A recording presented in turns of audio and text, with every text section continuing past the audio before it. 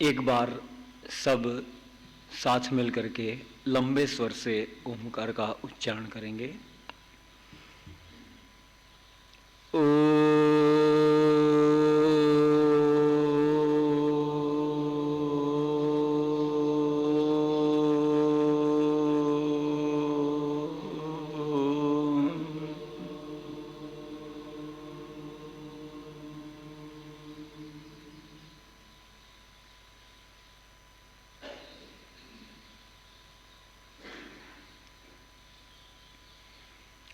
समादरणीय विद्वद्गण, वानप्रस्थीगण, महानुभाव, ब्रह्मचारीगण, मातृशक्ति,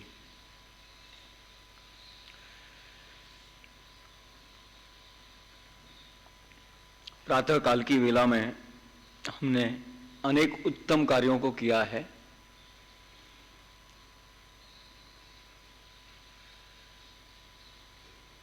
ईश्वर की दयालुता, इस गुण को लेकर के हम अपने जीवन में ईश्वर के प्रति श्रद्धा बढ़ावें, उसको स्वीकार करें दयालु के रूप में, उसके प्रति प्रीति बढ़ाएं और इस गुण को धारण करके हम स्वयं का भी कल्याण करें, औरों का भी कल्याण करें। इस विषय को प्रस्तुत करने का प्रयास करूंगा। आर्य समाज के नियम में भी ये शब्द आया, ईश्वर सच्चिदानंद स्वरूप, निराकार, सर्वशक्तिमान, न्यायकारी, और उसके बाद में दयालु शब्द आया कि ईश्वर दयालु है।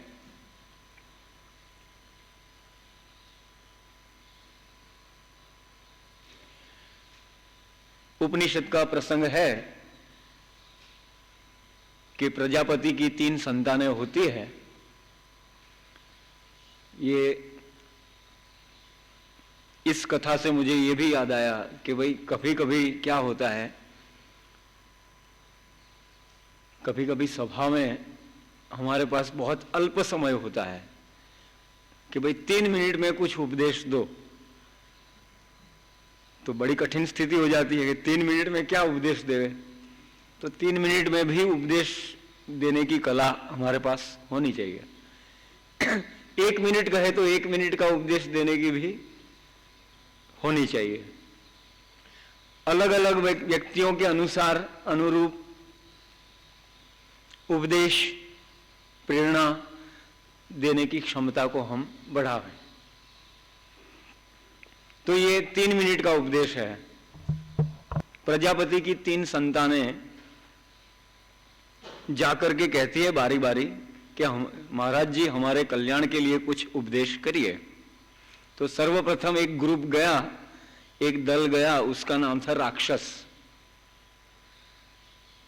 तो सारे राक्षस लोग गए प्रजापति के पास और कहा कि हमारे कल्याण के लिए कुछ उपदेश करिए। तो प्रजापति ने एक शब्द का, एक अक्षर का उपदेश दिया, और वो शब्द कौन सा था? द। और फिर पूछा कि भाई आप इसका कुछ समझ गए? तो उन्होंने कहा हाँ समझ गए। तो फिर पक्का करने के लिए पूछते हैं क्या समझा आपने? तो उन्होंने कहा कि हमने ये समझा है कि दया करो। तो सबसे पहले कहां से आरंभ होता है? दया से।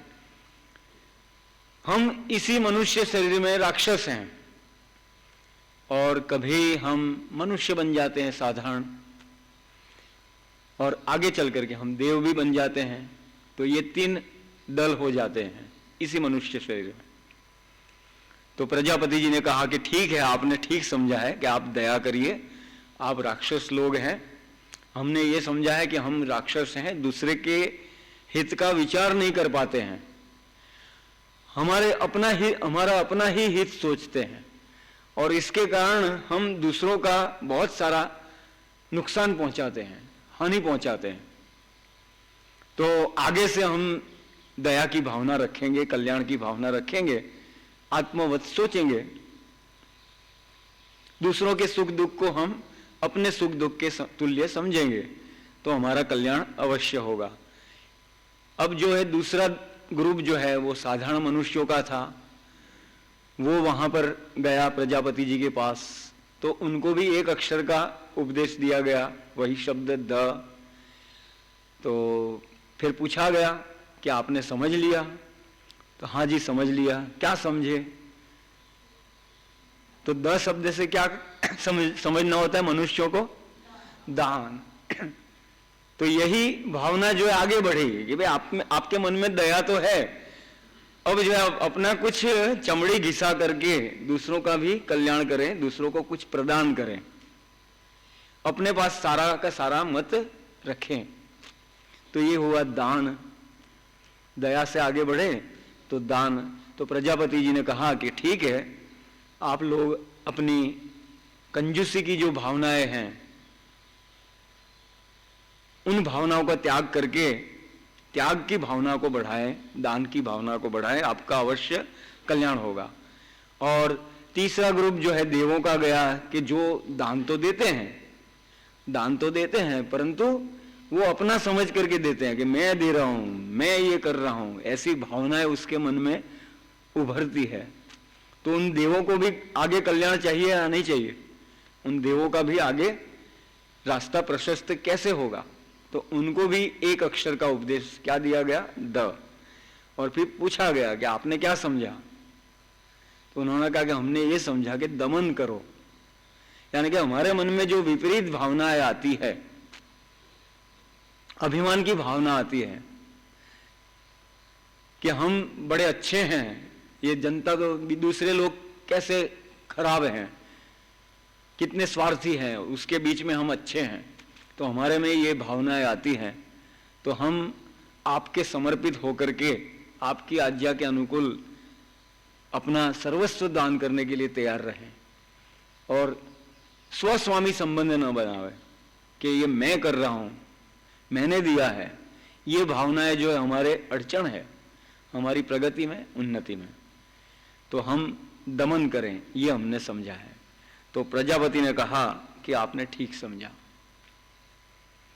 तो यहां पर ईश्वर के विशेषण अनेक आर्य समाज के नियम में बताए गए।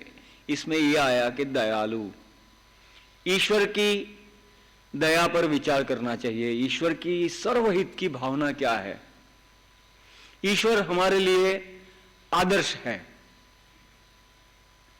और जो महापुरुष होते हैं, ऋषि होते हैं, वो हमारे लिए उदाहरण होते हैं। तो कुछ ईश्वर की दया को समझने का भी सैद्धांतिक रूप में प्रयास करेंगे और महापुरुषों के जीवन और कार्यों से भी उसको समझने का प्रयास करेंगे। ईश्वर की जो अनेक दयाएं हैं, तो ईश्वर ने हमें हमारे लिए, हमारे हित के लिए इस सृष्टि का सर्जन किया है, इस सृष्टि का पालन कर रहा है। समय समय पर जो है दिन रात का चक्र चलता है, ऋतुओं का चक्र चलता है और वर्ष का चक्र भी चलता है। जिस समय जैसा जैसा सुख चाहिए वैसा वैसा सुख देने वाला ईश्वर है। भाई गर्मी की सीजन है तो कुछ खाने की इच्छा नहीं होती है, तो अच्छे अच्छे खरबूजा, तरबूज और ऐसे ऐसे रसदार फल बना करके रख दिए। फलों का राजा भी कब किस सीजन में होता है? गर्मी की सीजन में। फलों का राजा आम, वो गर्मी की सीजन में आता है। तो ये ईश्वर की दया है।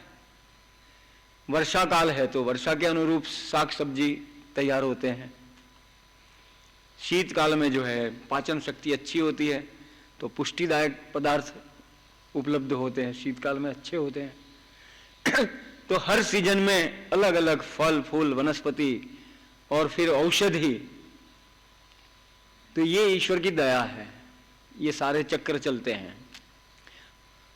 हम श्वास में ऑक्सीजन लेते हैं और कार्बन डाइऑक्साइड छोड़ते हैं, तो फिर उसका भी एक चक्र है कि वनस्पति जो है वो कार्बन डाइऑक्साइड को स्वीकार करके हमारे लिए ऑक्सीजन छोड़ती है। ईश्वर की इतनी दया है कि हर व्यक्ति, एक एक व्यक्ति के लिए कितनी हवा है, कितनी पुष्कल मात्रा में, कितने प्रचंड स्तर पर उसने दिया है, हर एक चीज, पानी, हवा, हर एक चीज। वैज्ञानिक लोग बताते हैं कि एक व्यक्ति जीवन भर, सारे व्यक्ति जीवन भर ऑक्सीजन लेते रहे, कार्बन डाइऑक्साइड छोड़ते रहे और उसकी कोई व्यवस्था न हो, उसकी चक्र की, शुद्धि चक्र की कोई व्यवस्था न हो, तो भी 1800 वर्ष की ऑक्सीजन है इस पृथ्वी पर सारे मनुष्यों के लिए। 18 वर्षों की, कोई कम है क्या? कोई शुद्धिकरण न हो। और ईश्वर की व्यवस्था कैसा चक्र चल रहा है कि शुद्धिकरण होता रहता है और फिर रिसाइकल होकर के हमको वापस मिल जाता है। तो विपुल मात्रा में दिया है ईश्वर ने। ईश्वर ने अपनी वस्तुएं दी है, उत्तम वस्तुएं दी है और सदा देता रहता है और उसके बदले में कुछ भी नहीं लेता है। यह भी ईश्वर की दया है।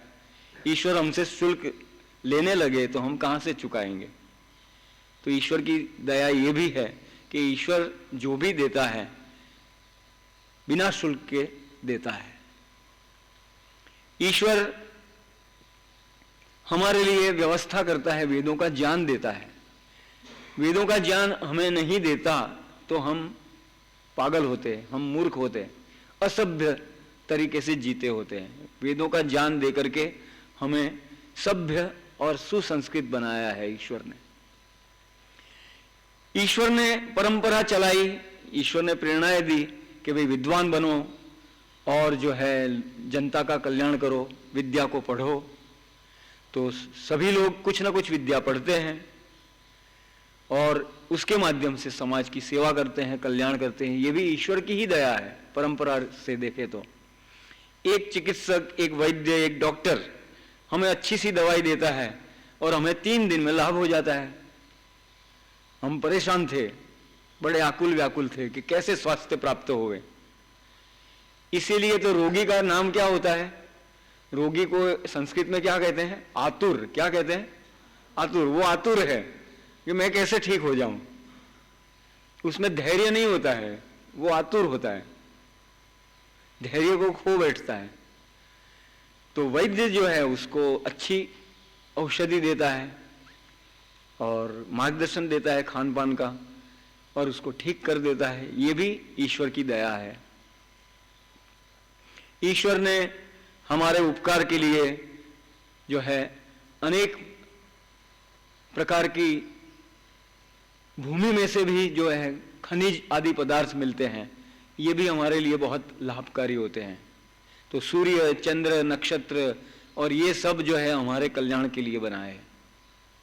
आगे चल करके ईश्वर जो है हमें कर्मों का फल देता है, लौकिक फल भी देता है और मोक्ष फल भी देता है। तो ये भी ईश्वर की दया है। अब कोई कहेगा कि हमने कर्म किया और ईश्वर ने फल दे दिया, इसमें क्या दया हुई? तो एक कल्पना करोगे, ईश्वर ऐसा कह देवे हमें सबको इकट्ठा करके कि चलो हे जीवात्माओं, आप लोग सब जो है स्वयं स्वयं कर्म करो और स्वयं स्वयं फल ले लेना, तो क्या हमारा काम चलेगा? नहीं चल पाएगा। स्वयं स्वयं कर्म करो और स्वयं स्वयं फल ले लो। तो हमारी एक जीवात्मा की तो क्या, सारे जीवात्माएं मिलकर के भी हम स्वयं फल नहीं ले सकते हैं। सारे हमारे कर्मों का हिसाब रखना, फिर समय अनुसार उसका फल देना और वो भी निःशुल्क देना। हमें कोई अन्याय हुआ हो तो हम न्यायालय में जाएंगे, कितने लोगों का सहयोग लेंगे, किसी का एहसान के रूप में किसी के पास से धन लेंगे और कितना धन खर्च होगा तब हम जाकर के हमको न्याय मिलता है। और ईश्वर जो है हमको निःशुल्क ही न्याय देता है।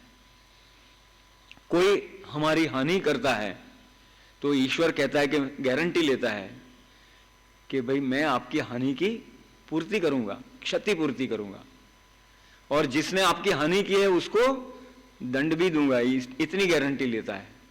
ये ईश्वर की कोई कम दया है? तो ऐसे दया के जो है अनेक विभाग हैं।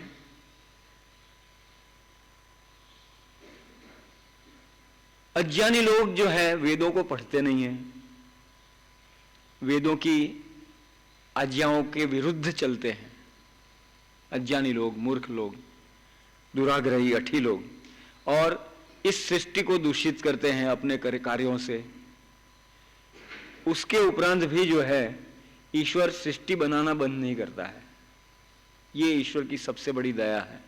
ईश्वर कभी निराश नहीं होता है कि मैंने सृष्टि बनाई किस लिए और ये लोग क्या कर रहे हैं, क्या यहाँ का वातावरण क्या है, अफरा तफरी का वातावरण है, अन्याय, अत्याचार, शोषण, और ये सब होता रहता है ईश्वर की सामने ही। फिर भी जो है बार बार ऐसे लोगों को ईश्वर अवसर देता है, सुधरने का अवसर देने के लिए ये सृष्टि को पालन करता रहता है, चलाए रखता है। और ये भी कहता है कि भाई आप लोग जो है मोक्ष में जाओ, आपका असली घर ये है, मोक्ष है, मैं आपको अवसर देता हूं, आप सुधरो और अपने अंतःकरण को शुद्ध पवित्र बनाओ, शुद्ध ज्ञान, शुद्ध कर्म और शुद्ध उपासना को प्राप्त करके मोक्ष में जाओ। अब तो मोक्ष को प्राप्त कर लो। तो ये ईश्वर जो है इस प्रकार से हमारा सहयोग, समर्थन, दया करता रहता है। एक दया ये भी समझनी चाहिए कि कहीं पर हमारी लोक में तो जो है हम पढ़ते हैं और परीक्षा देते हैं, तो परीक्षक हॉल में घूमता है और हम गलत उत्तर लिख रहे हैं वो देखता है, लेकिन वो हमारी सहायता नहीं करता है, उसके ऊपर तो प्रतिबंध है। परंतु ईश्वर जो है हमारी जो 3 घंटे की परीक्षा है, पहला घंटा बचपन, दूसरा घंटा युवावस्था और तीसरा घंटा वृद्धावस्था, तो सतत हमारी परीक्षा चलती रहती है क्षण क्षण में। और उसमें क्या होता है कि जब जब भी हम मन से भी कुछ बुरी योजना बनाते हैं कि ये मेरा पड़ोसी खराब है, मैं उसकी हानि पहुंचाऊंगा, मैं उसकी टांग तोड़ दूंगा, इसके घर में आग लगा दूंगा, यदि मन में भी विचार किया तो ईश्वर जो है तत्काल हमारी सहायता करता है।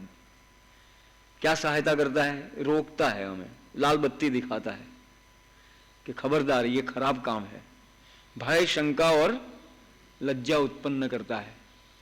और कभी हमारे मन में अच्छे विचार आता है कि मेरा पड़ोसी बीमार है, मैं इसकी सहायता करूं, तो तत्काल ईश्वर की ओर से प्रेरणा आती है, आनंद, उत्साह और निर्भयता की ये प्रेरणाएं आती है। ये प्रेरणा देकर के भी ईश्वर हमें हर क्षण अपने लक्ष्य की ओर, गंतव्य की ओर चलाता है कि इस काम को तो मत करो, ये काम खराब है, इसको मत करो।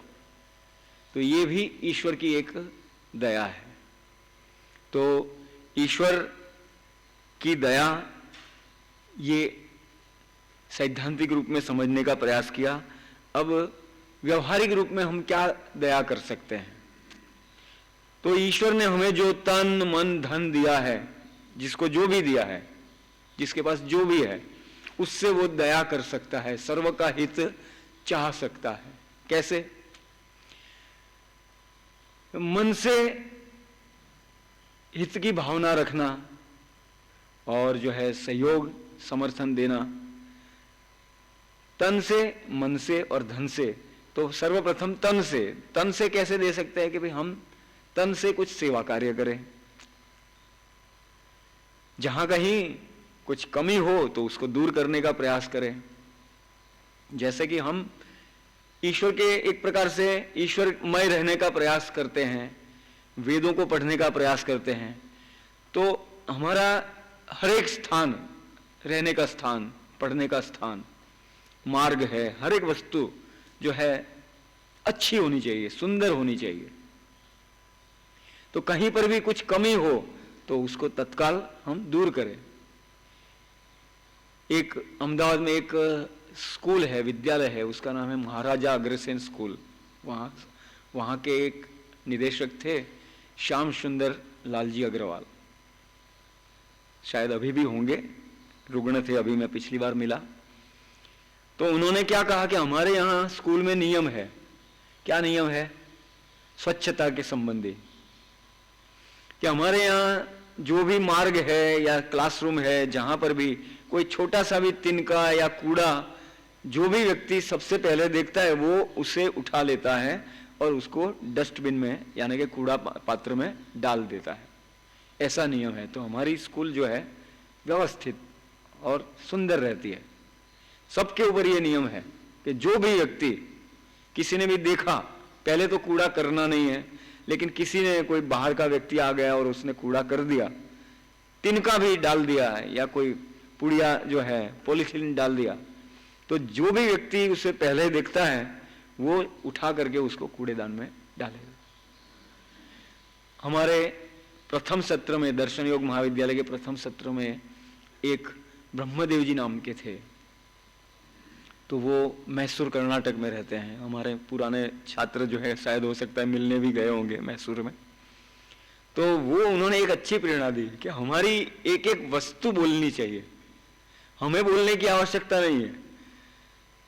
हम जहां पर भी है तो हमारे कमरे में, हमारे स्नान घर में हमारा मग्गा भी बोले, हमारी बाल्टी भी बोले, हमारे वस्त्र भी बोले, हमारे पुस्तक भी बोले, यानी कि सब सारा सुव्यवस्थित हो, धूल गंदगी का साम्राज्य न हो, व्यवस्थित हो। तो ये, इसके लिए समय देना पड़ता है। व्यक्ति जो है ऐसा समझता है, लापरवाह रहता है, इससे मेरा क्या, सबका है, देखेंगे करेंगे।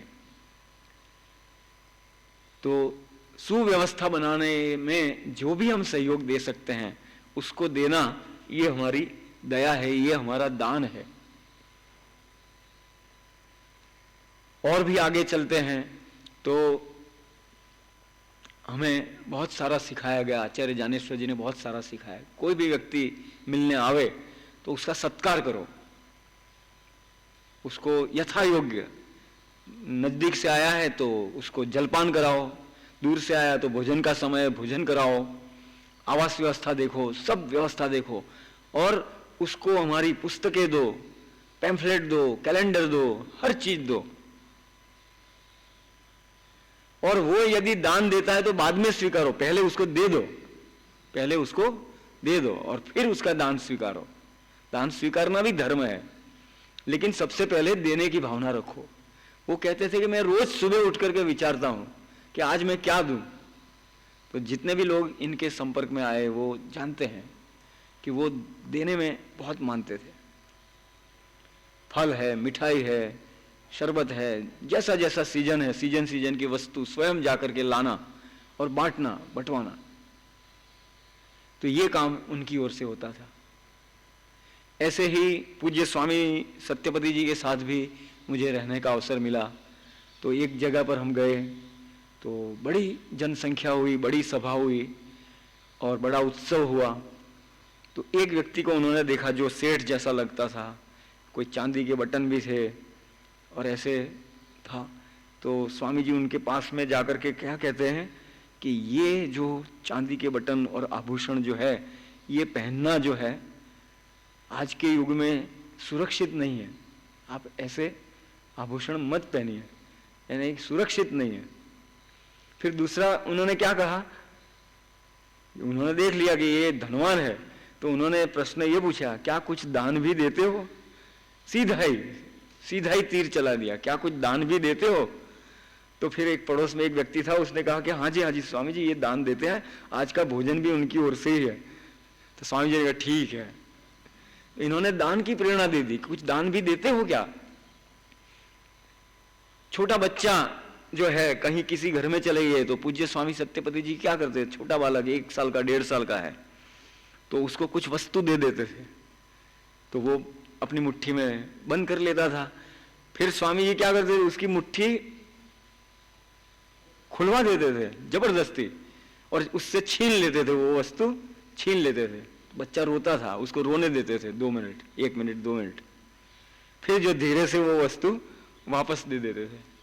तो एक बार किया, फिर दूसरी बार भी ऐसा किया, फिर बच्चा समझता है कि हाँ ये वस्तु देने से वापस भी मिलती है। तो अब जो है तीसरी बार, चौथी बार उससे मांगा जाता था तो वो दे देता था।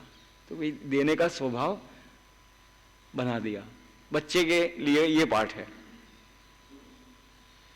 तो ये जो है प्रैक्टिकल हमारे जीवन में ये आना चाहिए। आप छात्र लोग हैं, ब्रह्मचारी लोग हैं, कुछ नोट्स भी लिखते हैं, जो भी पढ़ाई करते हैं, व्याकरण की, दर्शन की, जो भी पढ़ाई करते हैं, नोट्स लिखते हैं, तो वो प्रिय हो जाती है। फिर जो है उसको छोड़ना नहीं चाहते हैं। कोई साथी या पड़ोसी मांगता है कि भाई आपकी नोट्स दीजिए, मैं कुछ काम से लेना चाहता हूँ, मैं 2-4 दिन के लिए प्रयोग करना चाहता हूँ। तो कईयों को तो जैसे कि आत्मा जो है निकल जाती है देने में।